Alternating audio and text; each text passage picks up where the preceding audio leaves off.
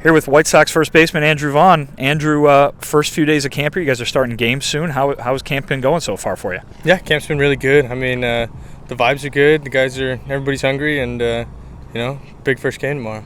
How's it been with the new manager? Pedro obviously has a presence here. What sort of message, what sort of vibe has he kind of cultivated here in the first few days of camp? Yeah, I mean, right away it's we're here to win. That's the goal. Do as much as we can. I mean, we don't have a whole lot of time to get to know each other, but I mean, I feel like we're all clicking together. It's been nice.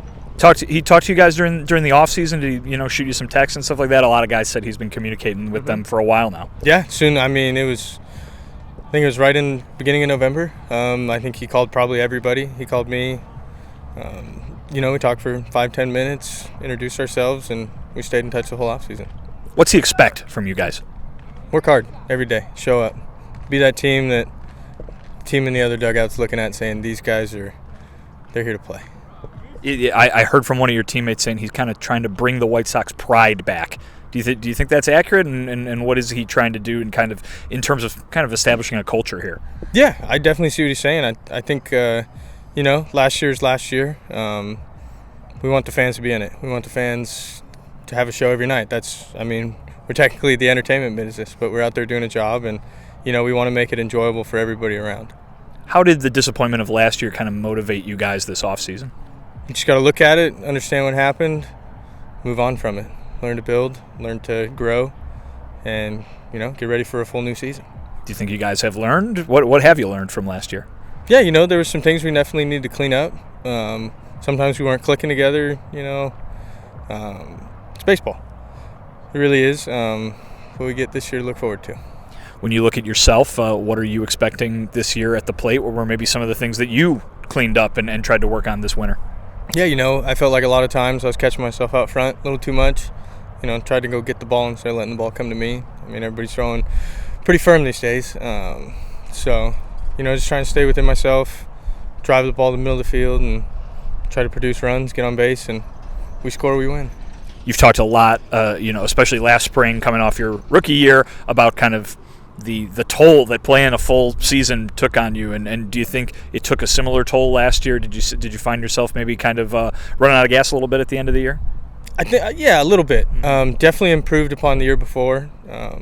Still getting used to that 162, and I think last year kind of gave me the oomph. And I mean, my goal is to play all 162, and then however long we can go in the playoffs.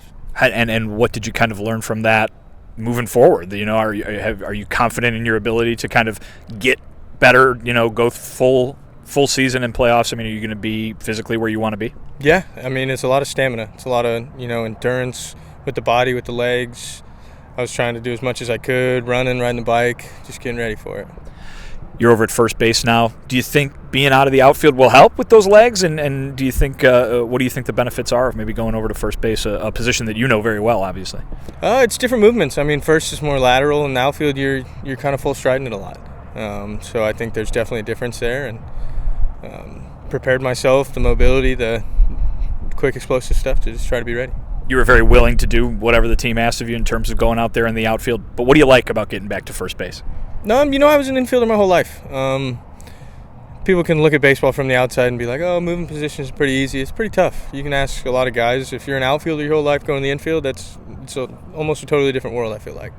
What has this spring been like? Obviously, you have only known springs with José Abreu. Mm-hmm. A lot of folks here have only known springs with José Abreu. What has it been like this spring without him here?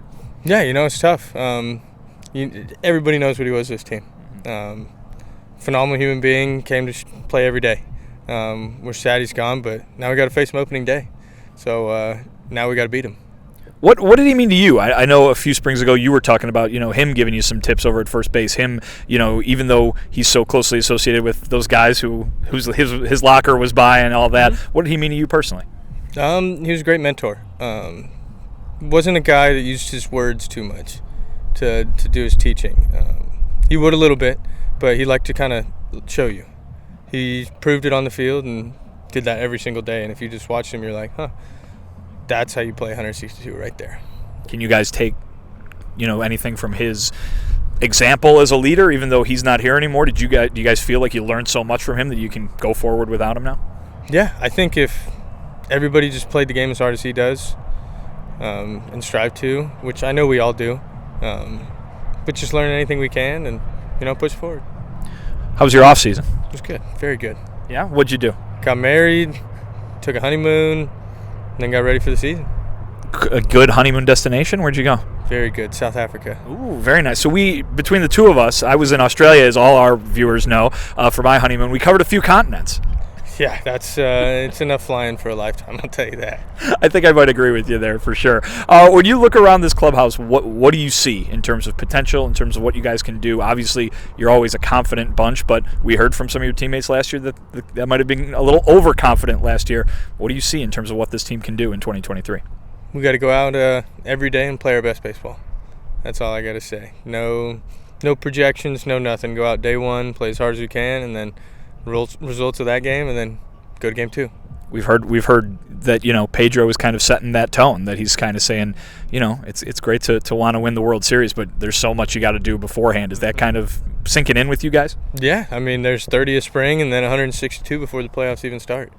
So you got to win game one. All right, I'm going to give you a name of one of your teammates, and you tell me what the first thing that comes to your mind is. All right. Tim Anderson. Plays the game so hard. Grinder. Dylan Cease. Slider. Just that's all you need to know. All you need to know. Luis Robert Jr. Freak. Eloy Jimenez. Homers. Yeah. Well, that tracks. Lance Lynn. Too many to think of. I call him Papa because he's such a leader. Okay, all right. And then last one, how about Liam Hendricks? Oh, man. Resilient. What does it mean to see him around camp? It's phenomenal. When the news broke, he's very, very quiet, him and his family, and they kept it to themselves, and he's a fighter, man. It's pretty awesome to see. He's out here throwing. I mean, the guy's got cancer. He's out here battling, proving that people can do it. He's an inspiration to a lot of people for it. I think that's the first time I've heard anybody describe Liam as quiet. Yeah, it's personal stuff. Sorry to say that, but yeah, personal matters. He's definitely not quiet on the baseball field, but we're ready to get him back.